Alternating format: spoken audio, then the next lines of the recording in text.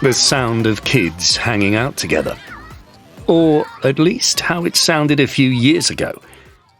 Nowadays, a group of, well, just about anyone, kids, teens, tweens, their parents, might sound a lot more like this. Most of us spend hours a day with our heads bent over our smartphones. Research suggests teenagers spend as many as 9 hours a day, while preteens spend up to 6.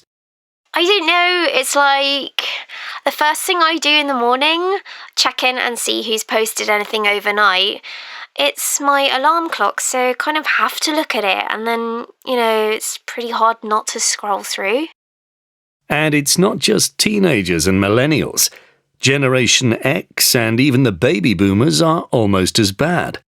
I'm online most of the day for work, and you'd think I'd be sick of screens by the time I get home, but most of my news comes through Facebook. And I'm really into food, so I'll hold my hands up to being one of those people who post photos of their meals. But are we addicted to our phones and apps? And does it matter? Former Google and Facebook employees certainly think so. So they've set up a non-profit organisation, the Centre for Humane Technology, to reverse the digital attention crisis and promote safe technology for children. Anyone who's seen queues round the block for the latest iPhone has to wonder what these people are thinking. You've literally got people sleeping in the street to get the newest device. Probably not even talking to anyone else in the queue because they're on social media, taking selfies in the queue to post to Instagram. If that's not addiction, it's certainly obsession. A more formal definition of addiction describes it as a repeated involvement with an activity, despite the harm it causes. Someone with an addiction has cravings. That feeling that you haven't checked your phone for 2 minutes and can't relax until you get your hands on it again. They may have a lack of self-control and not realize their behavior is causing problems, like texting while cycling or falling off a cliff taking a selfie.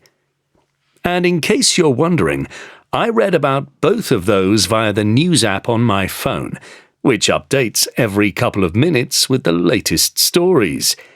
Definitely addicted. So the Truth About Tech campaign by Common Sense Media and the Centre for Humane Technology couldn't come fast enough for most of us. But it's children who are probably most at risk because of the effect tech addiction might be having on their brain development.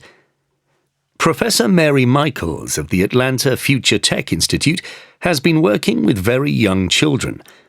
Mary, thanks for dropping by. What is your research telling us?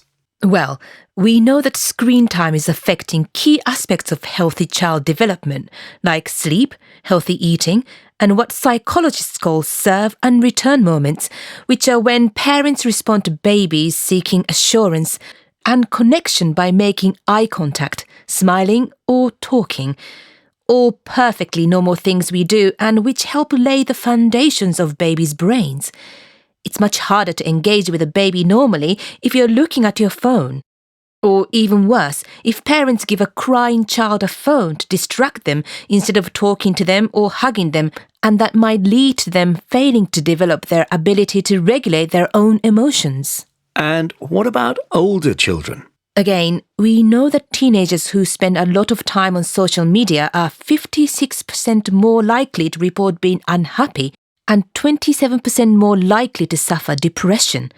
Teenagers are especially vulnerable because they're more sensitive to highs and lows anyway, so we are looking at potentially higher instances of suicide, schizophrenia, anxiety, and addiction in teens, which is exacerbated by dependence on technology.